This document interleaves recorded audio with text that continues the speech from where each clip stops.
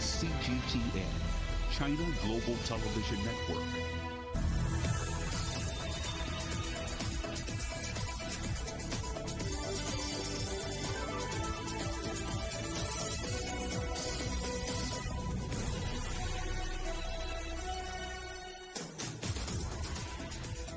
Hello and welcome to Global Business Europe, live from CGTN in London. I'm Jamie Owen. And I'm Robin Dwyer. Our top stories.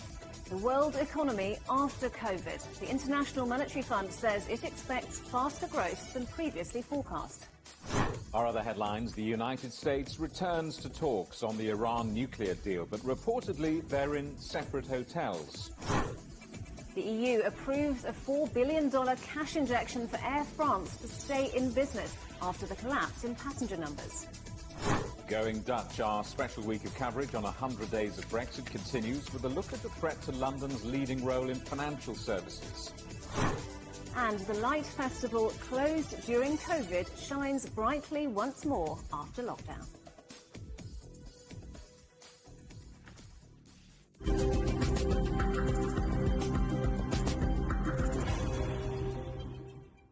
The COVID pandemic has devastated the global economy, but at last something to be cheerful about. The International Monetary Fund has provided a ray of hope, upgrading its economic outlook. It projects global output will grow 6% this year, a rate unseen since the 1970s. It does, of course, follow one of the largest contractions in history, and the IMF is still warning of great uncertainty. Well, let's talk now to our correspondent Giles Gibson in Washington. Giles, this outlook is better than expected. What does the International Monetary Fund attribute that to? Well, Jamie, I remember the last spring meetings almost exactly a year ago. We had just gone into lockdown here in Washington, D.C., and it was a pretty grim picture from the IMF. This time, the report is looking much, much more optimistic. They're predicting 6.4% growth this year for the United States, 8.4% growth this year for China, and the overall global GDP forecast has been raised by 0.5% since January this year. There are two main drivers for this much more optimistic forecast from the IMF, and the first one is the fact that vaccines are being rolled out successfully in some countries, at least. Here in the United States, they're giving out on average about 3 million doses every single day. And the other big driver of this much more optimistic outlook is fiscal stimulus that's being pumped in by major governments all over the world. Here in the United States, for example, the Congress and Joe Biden, the US president, has recently signed into law a $2 trillion package to boost the comeback of the US economy. But as ever with the IMF, there are also some warnings, some caution about the outlook over the next couple of years or so. They're saying that there are daunting challenges ahead, and they're just saying it's really hard to predict the exact path of the pandemic over the next year or so. Yeah, and this outlook relates mainly to rich countries, doesn't it? The IMF also warning about an emerging markets crisis. Yeah, Jamie, if you dig into the details of this report, there is a really just uneven picture when you sort of scratch beneath the surface. If you're a major economy like the United States or the UK, you can expect a pretty fast recovery over the next year or two. But if you're an emerging or developing economy, then they're talking about much greater scarring. That's a terminology that the IMF use quite often. That just means basically long-term consequences of the pandemic last year. Take a listen to somebody who understands all of this a lot better than I do, the IMF's chief economist, Geeta Gopinath. What we are seeing is multi-speed recoveries around the world. What that means is that countries are at very different stages, both in terms of the pandemic, but also in terms of their recovery and how quickly they're coming back to pre-COVID GDP levels. So that's why we emphasize that now it's important for countries to take a tailored approach, which is specific to where they are in terms of the speed of their recovery. Now, if you look at vaccines, that's a really good way of illustrating this uneven recovery, because here in the United States, the majority of adults could be vaccinated by this summer or perhaps even a bit later. But if you're an adult in a low-income country, then that might not happen until 2022 or even 2023, Jamie. Giles Gibson in Washington, thank you very much. Well, let's talk now to the economist Brendan Brown, a founding partner of Macro Hedge Advisors. Great to have you with us on the programme today, Brendan. So the IMF says it's feeling more confident about the future of the global economy. Is that confidence well placed? Not very much, because there are huge risks out there, and I believe that what we're getting from the IMF is very much in line with the administration in Washington, what they would hope. And it's very much influenced by Keynesian economic thinking and the consensus around that. But in particular, I'd be very concerned that the outlook for next year may have some very bad surprises after a rebound from the pandemic. And how crucial, in your view, is fiscal stimulus in coming out of this crisis quickly? And do you think that so far it's been applied correctly? Well, the fiscal stimulus is very much in the form of assistance and security payments for income that's been lost. And that will show up in spending this year. But of course, that stimulus decreases over time and is another factor in maybe concern that next year could produce some negative surprises. We have this optimistic outlook, though. What do you see as being the main drivers for growth? The report mentioned China, the US and India growing strongly. What do you see being behind that? Well, when you look through the IMF numbers, without doubt, the main growth element is private consumption, running at very high levels in the United States and in their forecast for advanced economies and emerging market economies. There is a doubt there because, of course, consumer spending, particularly in the US, was already very strong in the second half of last year, with spending having been diverted from services to goods and housing. So what we may see is a switch back from those sectors to services. But what that means overall, particularly as we go on, is very much open to different interpretation. And we also had the UK's growth being tipped to outstrip both the US and Europe. What's behind that, do you think? Well, clearly on the UK side, we have the vaccine news, but a lot of uncertainty about how the pandemic may continue.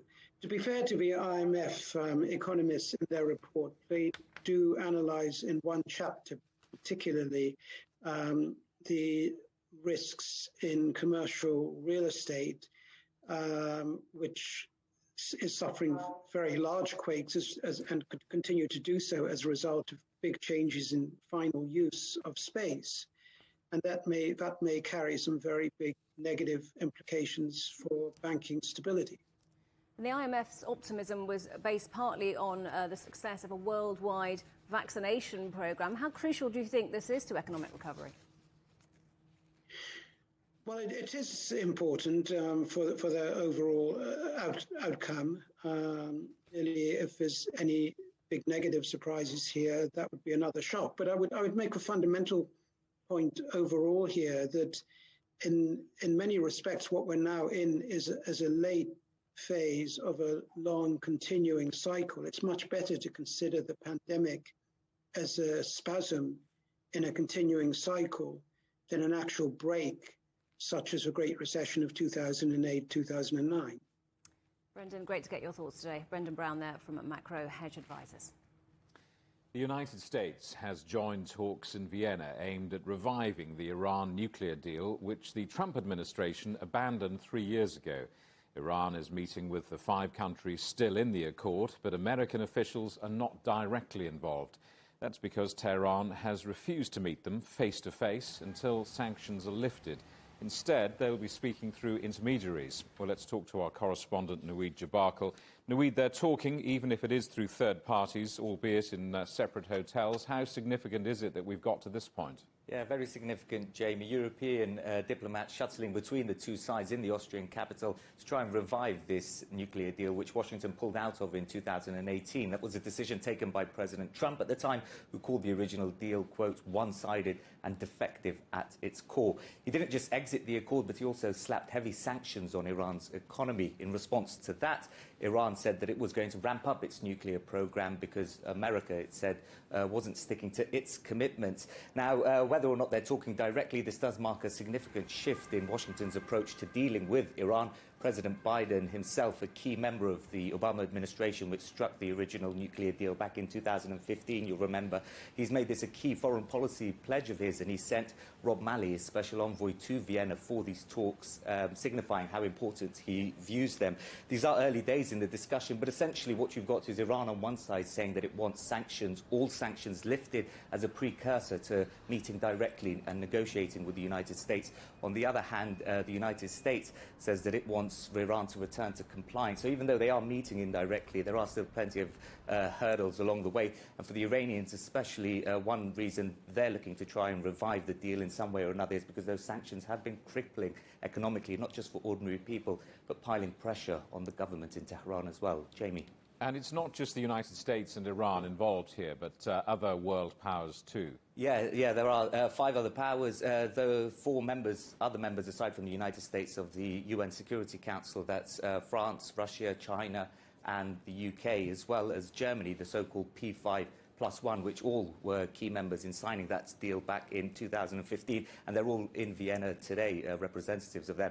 Now, China will play a bigger role this time around because it's recently signed a major investment deal with Iran, a 25-year deal in the past few weeks, and it's also its #1 trading ally. We've heard from the Foreign Ministry in Beijing earlier today, which said that the Americans would need to show a bit of commitment if they are to go anywhere, essentially, in these talks. Have a listen.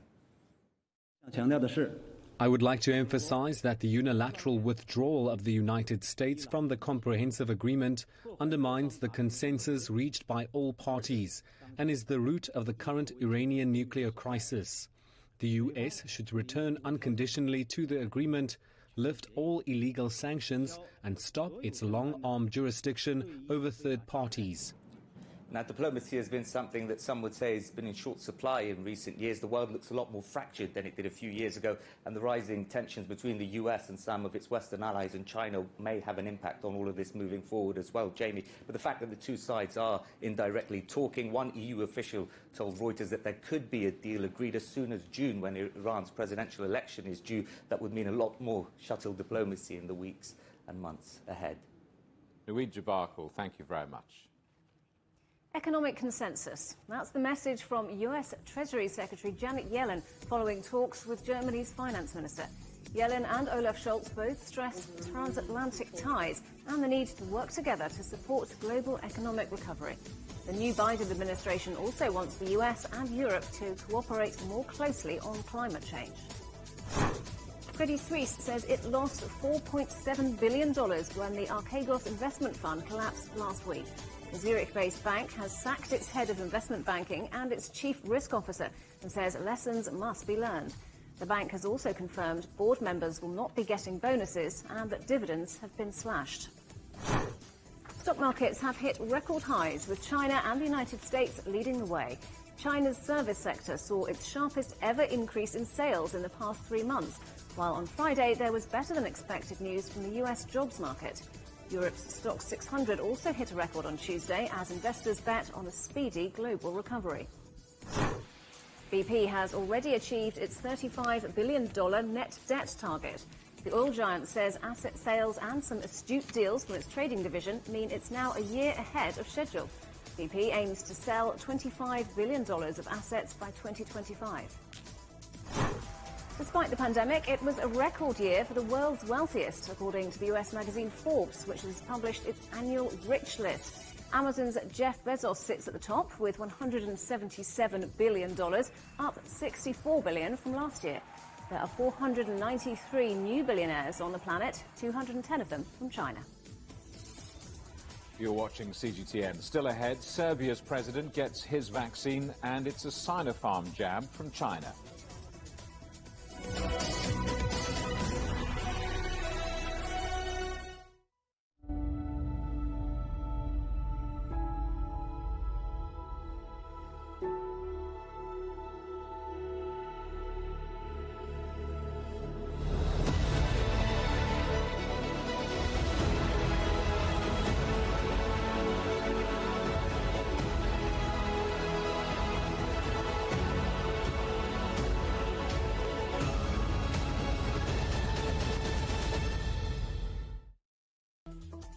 Search CGTN Europe wherever you get your podcasts to subscribe to The Agenda podcast. The Agenda with me, Stephen Cole, always gets to the heart of the story. Just subscribe today and listen now. Covering the world from 4 continents. A new horizon. Teams in Beijing, Washington, D.C., Nairobi, and London. Who connect, interact, and inquire to bring you the stories that matter to all. The Link, only on CGTN. Don't forget you can sign up to our daily newsletter. We bring you all the top business headlines straight to your inbox. So sign up for free at this address. CGTN. See the difference.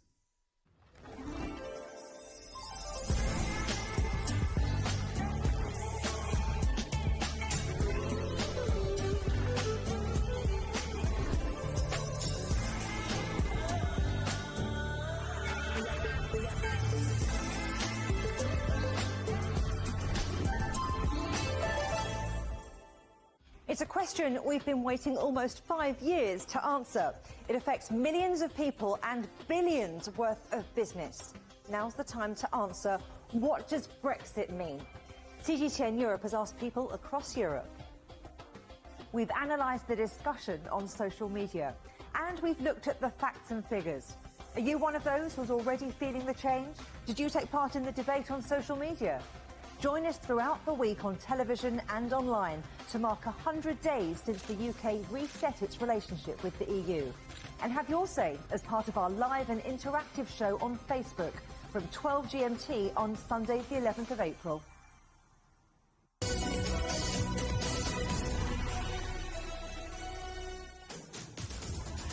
Welcome back to Global Business Europe, live from London. A reminder that CGTN is available to watch for free on all the major digital platforms, on Smart TV or online on Roku, Apple TV, Amazon Fire and Android TV, on YouTube and Dailymotion, as well as CGTN.com and the CGTN app. The European Union has approved a French government plan to inject more than $4 billion into Air France after it was hit by the collapse in passenger traffic during the pandemic. Ministers in Paris welcomed the news, but the Netherlands said there was no urgent need for an injection of capital for KLM, Air France's Dutch partner. Ross Cullen reports. The agreement is worth $4.7 billion and comes after weeks of negotiations with the EU Commission, which must ensure that state aid does not give companies an unfair advantage. The deal involves a previously issued $3.5 billion loan and an additional $1.2 billion for a planned share issue, and it raises the government's stake in Air France KLM, making the French state Air France's biggest shareholder.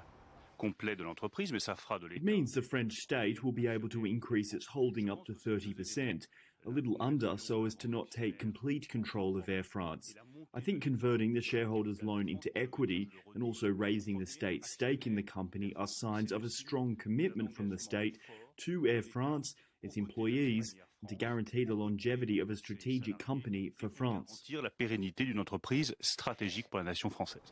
Under the deal with Brussels, Air France will relinquish 18 takeoff and landing slots at Paris-Orly.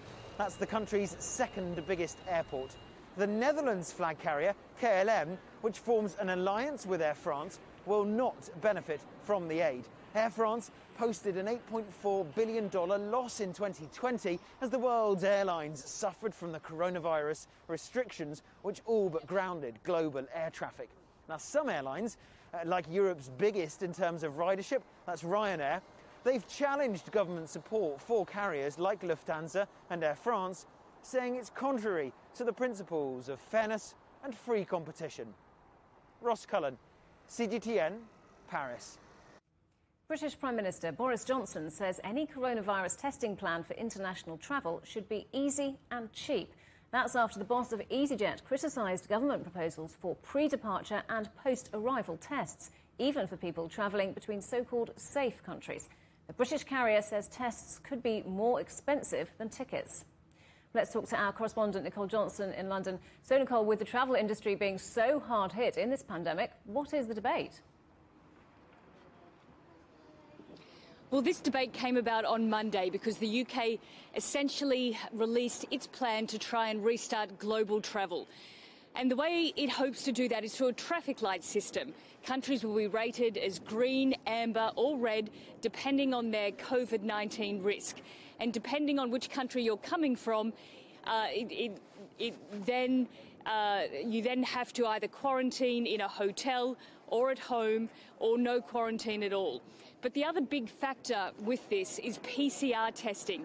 And it appears that despite even coming from a green country, you would have to have up to 2 PCR tests. And the travel industry says this is simply too expensive for many families and will make resuming travel difficult. Let's have a listen to what the chief executive of EasyJet has had to say about it. If you are in the green category, that there should be no restrictions being put in place because you have qualified as such as being as a destination in that category. Otherwise, what this does, and this is an important part, if we are introducing, I think that they're proposing now a 2-test system in place and perhaps even a PCR test. The cost of a PCR test is way over and above what an average fare would be on an EasyJet flight. That means that you wouldn't open up international travel for many people. It would only be for those few who can afford to pay for that. And turning from testing to vaccines, a senior official at the European Medicines Agency has said he believes there is a link between the Astrazeneca vaccine and extremely rare cases of blood clots. How much of a concern is this? Well, it's a real concern for AstraZeneca and for public confidence. For the last few weeks, the company has had ongoing problems in Europe with concerns about these blood clots. Here in the UK, there have been 30 reported blood clots out of more than 17 million doses. So the company and the British government is emphasising that it's very rare indeed. But the UK regulator has also said that it is reviewing the link between blood clots and AstraZeneca, and no actual report out on that yet. But the British Prime Minister Boris Johnson is urging people to go out and get vaccinated with AstraZeneca. Let's hear what he had to say. The best thing people should do is look at what the MHRA say, our independent regulator. That's why we have them. That's why they're independent. And their advice to people is to keep going out there, get your jab, get your second jab. Very, very important. So the British government is trying to keep public confidence high in AstraZeneca. One of the main reasons for that is because this vaccine is the workhorse, or really the backbone, of the UK's public vaccination program. It's ordered more than 100 million doses of it. It's also relying on Pfizer, and in a few weeks' time it will start Moderna vaccines as well, with 17 million Moderna on order. OK, Nicole Johnston in London, thank you. France has opened its national stadium as a coronavirus vaccination centre. The Stade de France in Paris will play a key role in accelerating the rollout programme, where COVID-19 infection rates are among the highest in the country. Up to 2,000 people will be able to be vaccinated each day, as the government aims for a target of 30 million adults inoculated by June. More than 1,000 people have marched through the Bosnian capital, Sarajevo, demanding the resignation of the government there over what they say is poor handling of the pandemic. Organisers have given the authorities 2 weeks to stand down and promised more demonstrations. The authorities say 99 people have died from COVID-19 in the last 24 hours, a record for a country of 3.3 million people. Serbia's president has joined the long list of world leaders to be vaccinated against COVID-19. President Vučić opted for the Chinese Sinopharm vaccine. Alyosha Milenkovic reports. Serbia has one of the highest rates of vaccination in the world. More than 2.5 million out of a population of 7 million people have had the first dose of vaccine. From Tuesday, the Serbian president is among them. The vaccination process in the country has started showing signs of a significant slowdown. In an apparent public bid to boost take-up, Vučić traveled 3 hours east of Belgrade to a small village of Rudna Glava, where he received the Chinese Sinopharm vaccine jab. He did it in front of many cameras, as well as the gathered villagers. A couple of months ago, he announced that he'd take the Chinese vaccine, while other government members choose vaccines from other producers available in Serbia. Speaking about the country's unique approach to the vaccination process, Serbian president confirmed that the country is on the right path to start domestically producing both the Chinese Sinopharm and Russian Sputnik V vaccines. It is essential for us not just to package those vaccines, but also to produce them, to produce the vaccine substance, the liquid. Since inoculation started, almost 1.1 million Serbian citizens have received both doses of the vaccine. Serbia is one of the few places in the world that offers its citizens a choice of which vaccine they'd like to have. It's approved 4 options: the Chinese Sinopharm, Russian Sputnik V, US Pfizer, and UK Astrazeneca. Aljoša Milenković, CGTN, Belgrade. Qatar Airways has operated the world's first fully COVID-19 vaccinated flight. It departed from Doha on a round trip to Oman. All passengers, crew members and ground staff had received all their jabs. The flight also featured new hygiene and safety features, including zero-touch in-flight entertainment technology. New Zealand is set to form a COVID-19 travel bubble with Australia, allowing quarantine-free visits from April 19th. Since October, most Australian states have allowed New Zealand travellers to enter without mandatory isolation, but the move had not been reciprocated until now. Both countries have effectively eradicated the virus by closing borders and enforcing lockdowns. World leaders have joined an online dialogue to discuss some of Africa's most pressing issues, including the pandemic and the climate emergency. The head of the United Nations, Antonio Guterres, is among those taking part, alongside the German Chancellor Angela Merkel, French President Emmanuel Macron, and US Special Climate Envoy John Kerry. The talks are focused on boosting the continent's economy. Wind power is Germany's fastest-growing energy source, expected to meet about 85% of the country's demands by the year 2050. But wind turbines pose a threat to wildlife. Thousands of birds are killed each year flying into the blades. So what to do?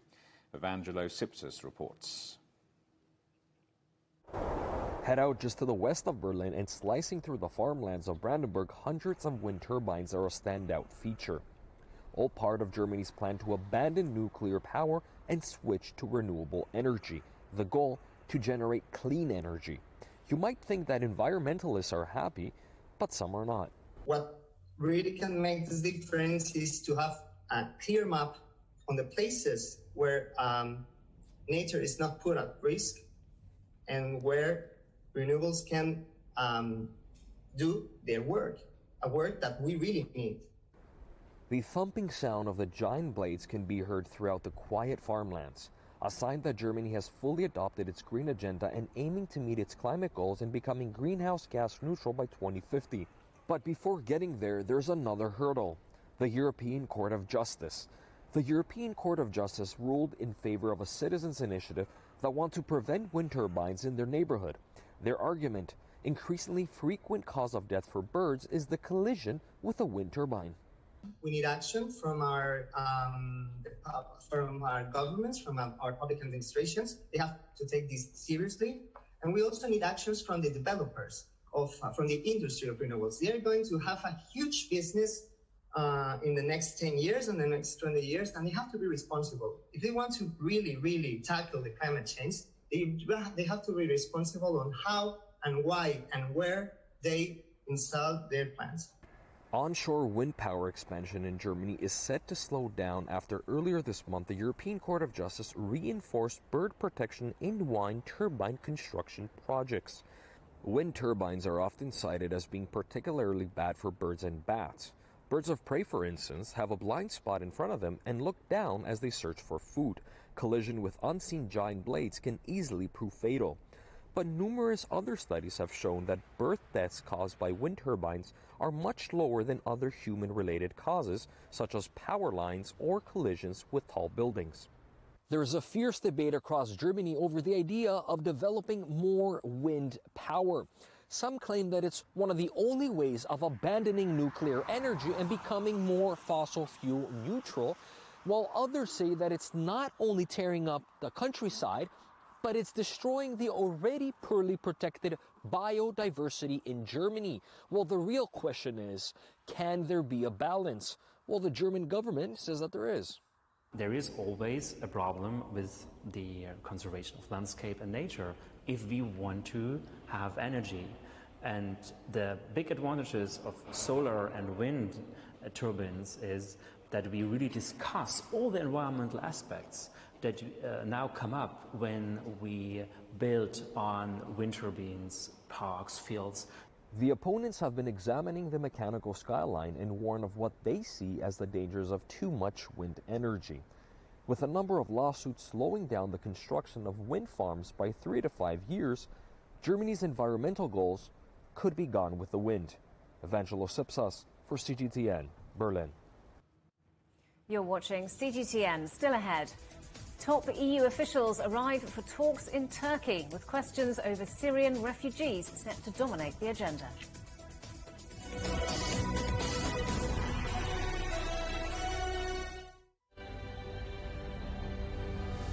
More than 100,000 people in Italy have now died from COVID-19. The vaccination programme offers some hope for the future, but intensive care units are near capacity.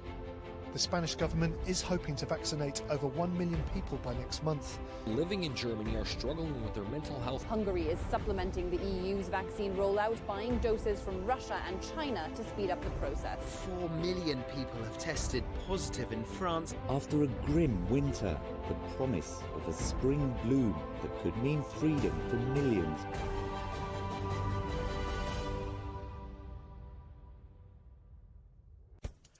On the agenda with me, Stephen Cole, we look up into space. We look down into data. We look at debt. We look at politics. We look at opioids, climate change. We look at all the issues that really matter around the world. But you matter too. We want to tell the stories you want to see and hear about. Make it your agenda.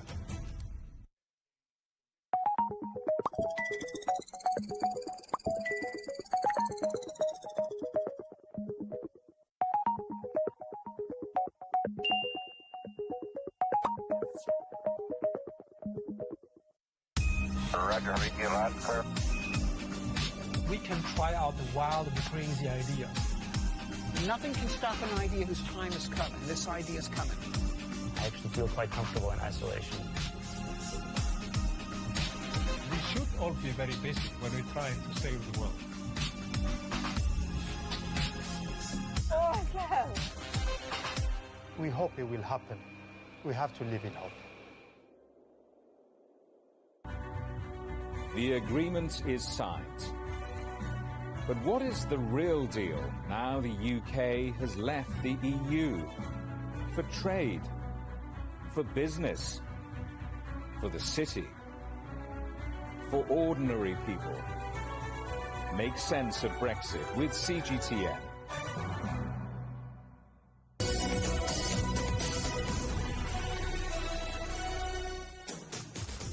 Welcome back to Global Business Europe with Jamie Owen and Robin Dwyer. Our top stories.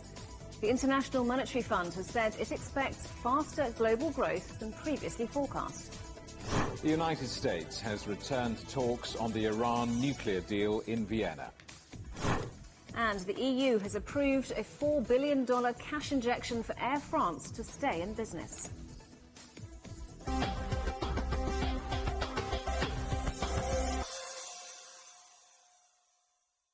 All this week, we're marking 100 days since the end of the UK's Brexit transition period, with a detailed look at its impact so far. A lot of the focus tends to be on what's happened to the trade in goods.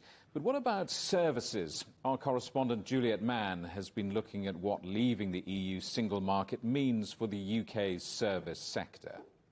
London is the heart of the UK's service economy. Its draw for international firms of all shapes and sizes is niche expertise in financial services. The regulatory regime is business-friendly and coordinated, and that means that firms based in London, Frankfurt or Luxembourg operate by the same rules.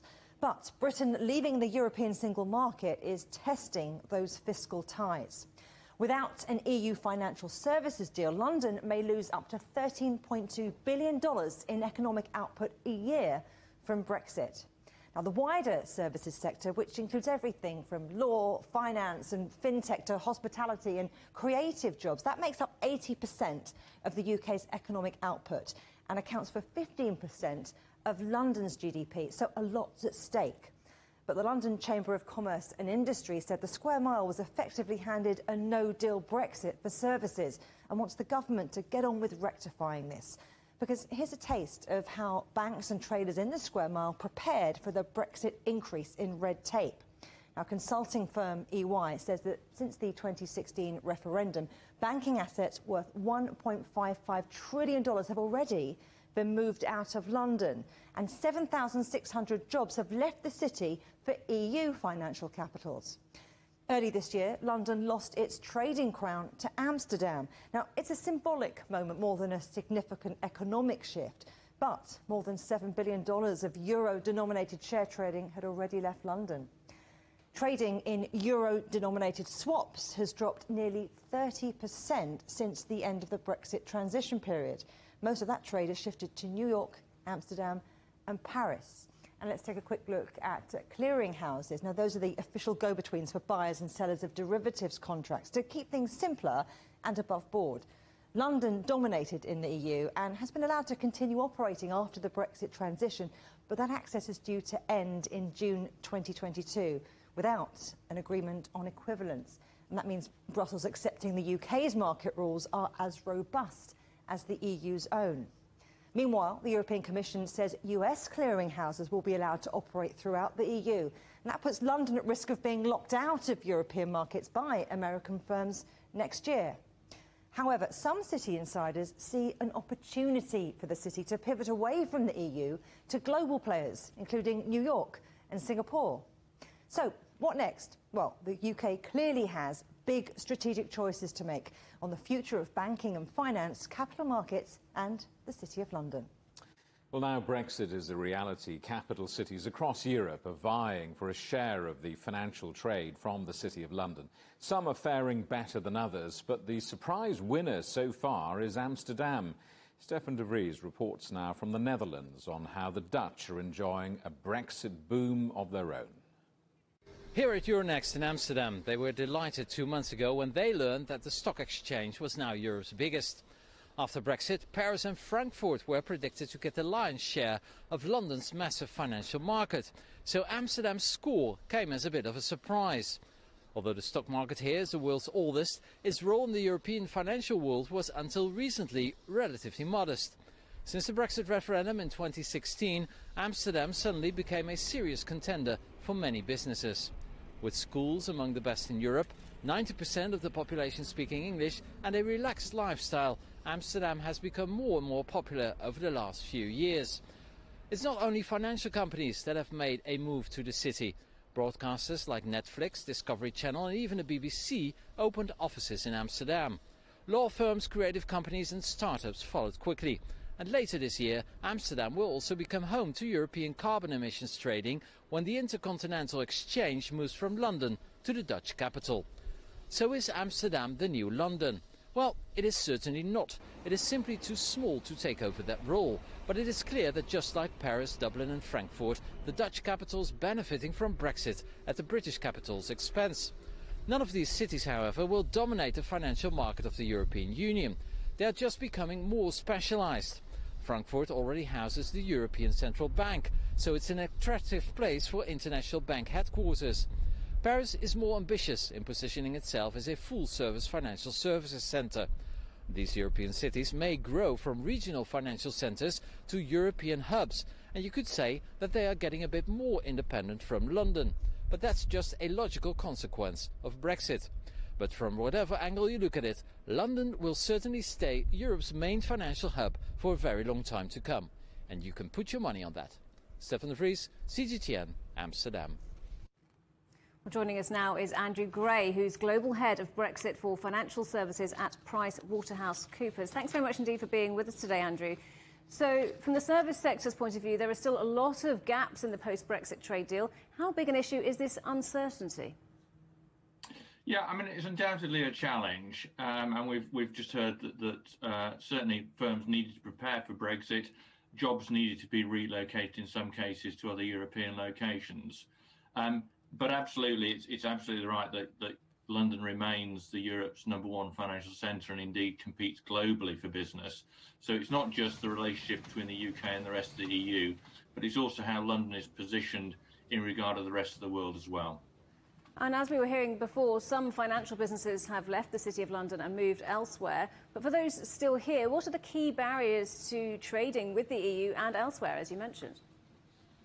Yeah, I mean, I think just one point. I mean, I think most firms that have been in London have stayed in London, but they have undoubtedly had to relocate part of their business to the EU to continue to service EU clients.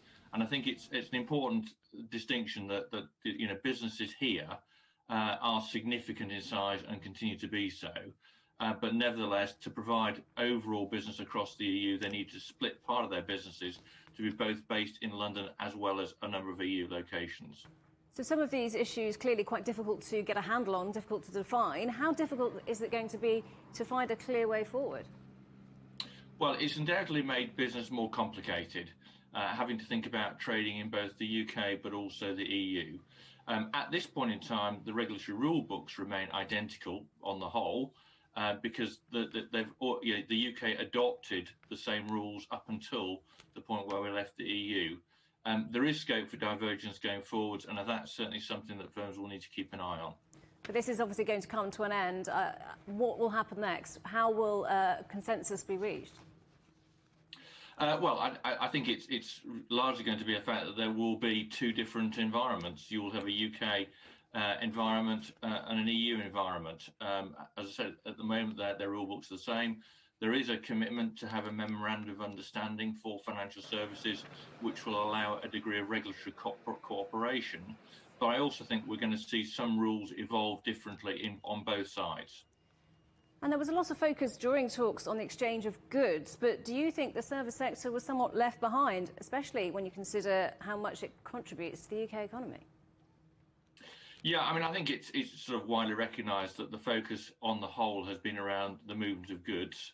There are certainly issues with regard to services. I think maybe that it was felt that the services industries were more able to look after themselves. But certainly, I think that then there's an awful lot of road to go before we see sort of an equilibrium going forwards. And I think firms undoubtedly will have to take steps to address that going forwards. OK, Andrew Gray from PricewaterhouseCoopers, thanks very much indeed for joining us on the programme today. Yeah. Another area of the service economy where the EU and the UK are yet to reach agreements in the post-Brexit world is data sharing, and that could have profound implications for the safety of all our private information and for businesses, including those in Britain's booming gaming industry. Guy Henderson explains. In the midst of the pandemic, here's one London event that went ahead as planned. With so many of us staying at home, it's boom time for the UK gaming industry. Brexit, say organisers of the London Games Festival, has barely made a scratch. Companies, there's 400 games companies in London alone. There's another 1,600 across the rest of the country.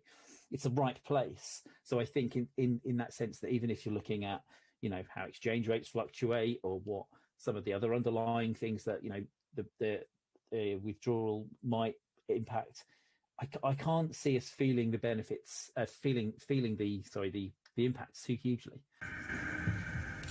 Antstream's one of the stars of this year's show, a UK-based retro gaming platform whose players can still reach each other across virtual borders and whose developers don't have to.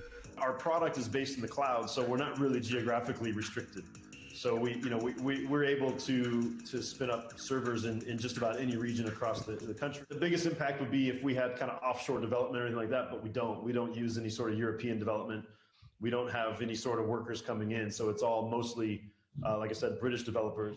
The sector added nearly $4 billion to the UK economy last year, and it benefits from a massive domestic market.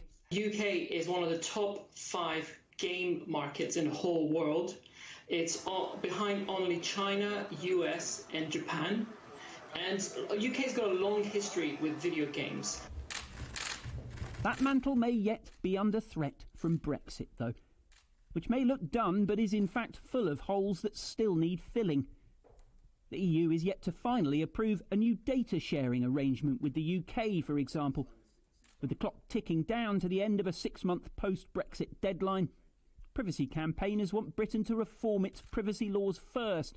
One of the strong goals also this time, once again, is to make sure that if the regulator is actually raising their alarm and the Parliament is raising their alarm, then maybe it's a signal for the European Commission to not go ahead with this process and pause it, reconvene the discussion, discuss more reform that needs to happen in the UK in order for it to be deemed adequate, and then relaunch the discussion. That'd create yet more post-Brexit strain between Brussels and London, though, and there seems little political appetite for that. At the moment, then, the signs are pointing to a rather soft Brexit for Britain's booming gaming industry. Guy Henderson, CGTN, London. Our special Brexit coverage continues in Global Business Europe at the same time tomorrow with the movement of people. These Brits escaped to the sun, but their holiday in paradise is turning into a bit of a prison. We'll find out why. More analysis of the impact of Brexit here on Global Business Europe and online. And you can hear personal stories in our special live interactive show this Sunday, Brexited, the First 100 Days. Our business is taking a downward spiral.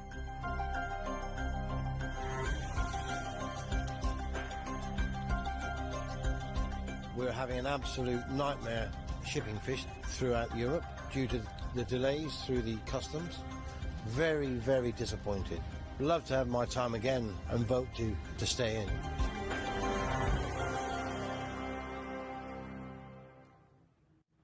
You're watching CGTN. Still ahead, China sets out new goals in the fight against rural poverty.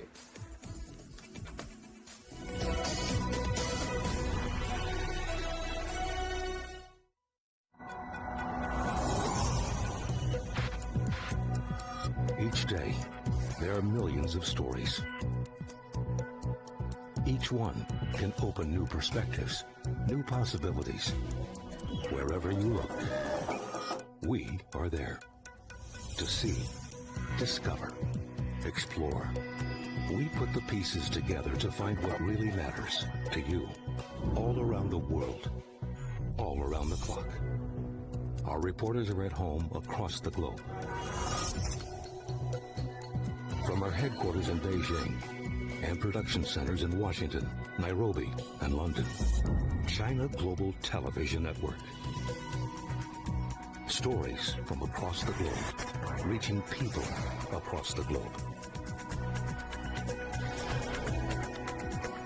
CGTN. See the difference.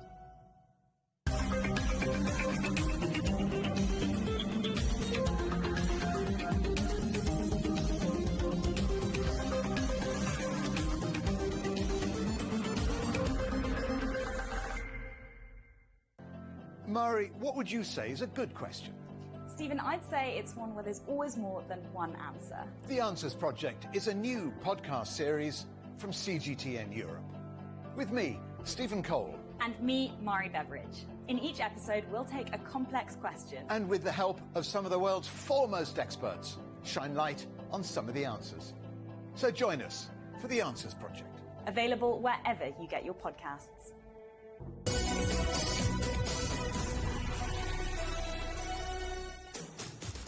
Welcome back to Global Business Europe. Senior European Union officials are in Ankara for talks aimed at improving the EU's troubled relationship with Turkey. Commission President Ursula von der Leyen and European Council President Charles Michel are hoping to reach a new deal on Syrian migrants living in the country. President Erdogan says he wants Turkey to fill the gap left by the UK's departure from the EU. Tony Waterman reports.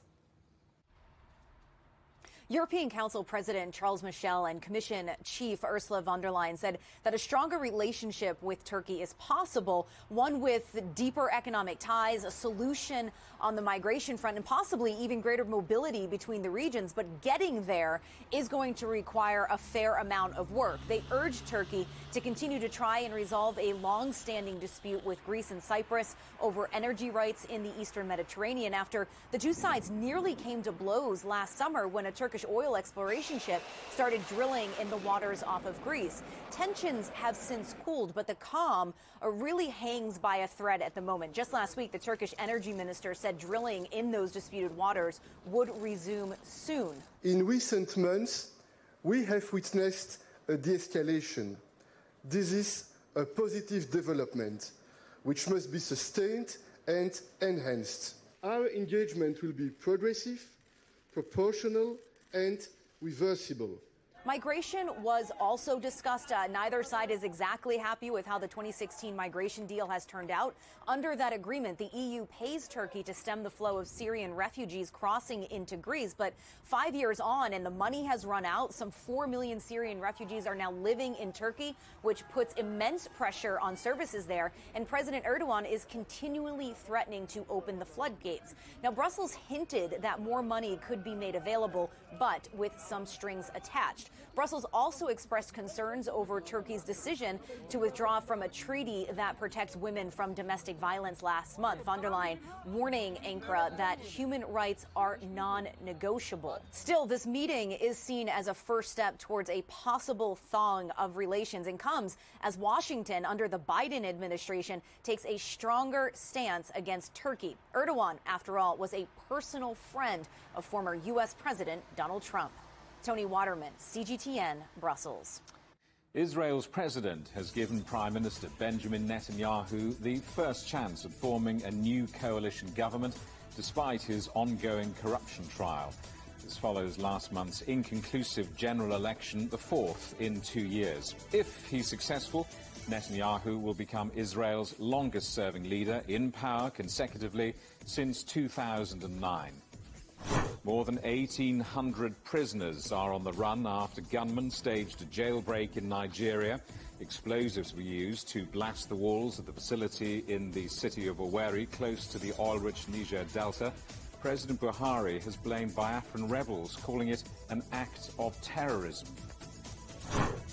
At least 40 people have been killed and dozens more injured in West Darfur in Sudan. 3 days of tribal clashes in the state capital, El Janina, have prompted the government to send in troops and declare a state of emergency. The United Nations says it's monitoring the situation. The DPRK has pulled out of the Tokyo Olympics. The state-run website says the country's Olympic Committee made the decision to protect their athletes from COVID-19. Pyongyang has previously boycotted international sporting events for political reasons or failed to appear when none of its athletes or teams qualified. Ukraine's President Volodymyr Zelensky says NATO membership is the only way to end war in the Donbass region. He made his comments after speaking to the head of the Transatlantic Alliance, Jens Stoltenberg.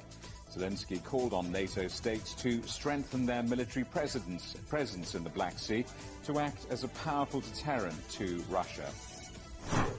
Russian police have detained Alexei Navalny's doctor and a number of supporters during a protest outside his prison.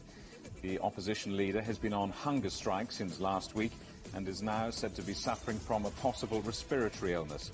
Navalny is serving a sentence for embezzlement, a charge he says is politically motivated. Hundreds of hikers have been moved away from areas close to an Icelandic volcano after lava spouted from a new fissure. Iceland's Emergency Management Department says there's no imminent danger to life. 30,000 tourists are thought to have visited the area since the long-dormant volcano erupted last month. Now, it was once the largest building in the world, and it's still one of Europe's most famous landmarks. But for 40 years, the crumbling Palais de Justice in Brussels has been covered in scaffolding for restoration work. Now, a final push is underway to get the reconstruction of this historic site finished by the end of the decade. To see more, go to europe.cgtn.com. China has published a white paper detailing its poverty alleviation efforts and its goals for the coming decades in raising rural living standards. Liu Jiaxin reports. 8 years, 98 million people, 128,000 villages, and over 800 designated counties, all out of poverty. That's what China has achieved, as recorded in its new white paper. China's poverty reduction experience shows that poverty is not destined and invincible. Along with an increase in incomes and improvements to infrastructure, officials say they're also seeing a new mindset in the people who've been lifted from extreme hardship. Many of them have learned new skills and new ways of making a living. Officials say this has broadened their perspective. They also say it's laid the foundations for the government to further prioritize rural development. China will continue to consolidate and expand its achievements in poverty alleviation and promote rural revitalization across the country with more effective measures and stronger force. By 2035, officials say rural areas will enjoy the same basic public services as urban areas.